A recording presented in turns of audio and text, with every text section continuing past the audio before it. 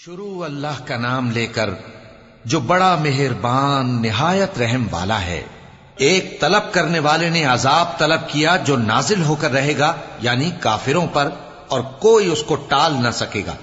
جو بلندیوں والے اللہ کی طرف سے نازل ہوگا، جس کی طرف روح القدس اور دوسرے فرشتے چڑھتے ہیں، اس روز نازل ہوگا جس کا طول 50,000 برس ہوگا۔ تو تم کافروں کی باتوں کو حوصلے کے ساتھ برداشت کرتے رہو۔ لوگ اس دن کو دور سمجھتے ہیں، جبکہ ہماری نظر میں وہ قریب ہے۔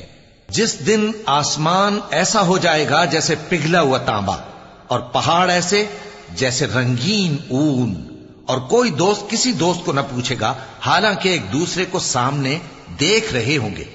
اس روز گناہگار چاہے گا کہ کسی طرح اس دن کے عذاب کے بدلے میں سب کچھ دے دے، یعنی اپنے بیٹے اور اپنی بیوی اور اپنے بھائی اور اپنا خاندان جس میں وہ رہتا تھا، اور جتنے آدمی زمین پر ہیں، غرض سب کو دے ڈالے، پھر اپنے آپ کو عذاب سے چھڑا لے۔ لیکن ایسا ہرگز نہیں ہوگا۔ وہ بھڑکتی ہوئی آگ ہے، کھال ادھیڑ کر کلیجہ نکال لینے والی۔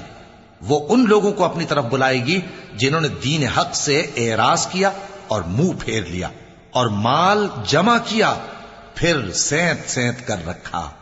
پناہ مانگتا ہوں میں اللہ کی شیطان مردود سے۔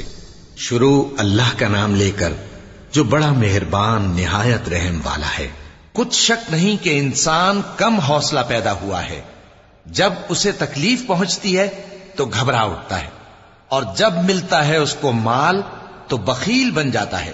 مگر نماز ادا کرنے والے جو نماز کا التزام رکھتے اور ہمیشہ پڑھتے ہیں، اور جن کے مال میں حصہ مقرر ہے، یعنی مانگنے والے کا اور نہ مانگنے والے کا، اور جو روز جزا کو سچ سمجھتے ہیں، اور جو اپنے پروردگار کے عذاب سے خوف رکھتے ہیں، بے شک ان کے پروردگار کا عذاب ہے ہی ایسا کہ اس سے بے خوف نہ ہوا جائے۔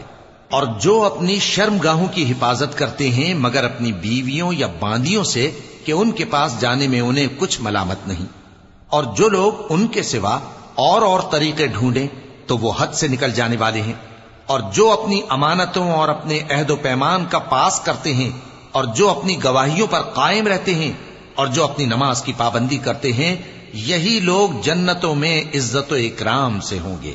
تو اے نبی، ان کافروں کو کیا ہوا ہے کہ تمہاری طرف دوڑے چلے آتے ہیں، دائیں اور بائیں سے گروہ گروہ ہو کر جمع ہوتے جاتے ہیں؟ کیا ان میں سے ہر شخص یہ امید رکھتا ہے کہ نعمت کے باغ میں داخل کیا جائے گا؟ ہرگز نہیں۔ ہم نے ان کو اس چیز سے پیدا کیا ہے جسے یہ جانتے ہیں۔ پس مشرقوں اور مغربوں کے مالک کی قسم کہ ہم طاقت رکھتے ہیں، یعنی اس بات پر کہ ان سے بہتر لوگ بدل لائیں، اور ہم عاجز نہیں ہیں۔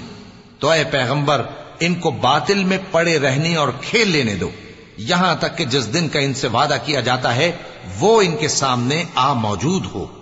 اس دن یہ قبروں سے نکل کر اس طرح دوڑیں گے جیسے کسی مقابلے کے نشان کی طرف دوڑے جا رہی ہوں۔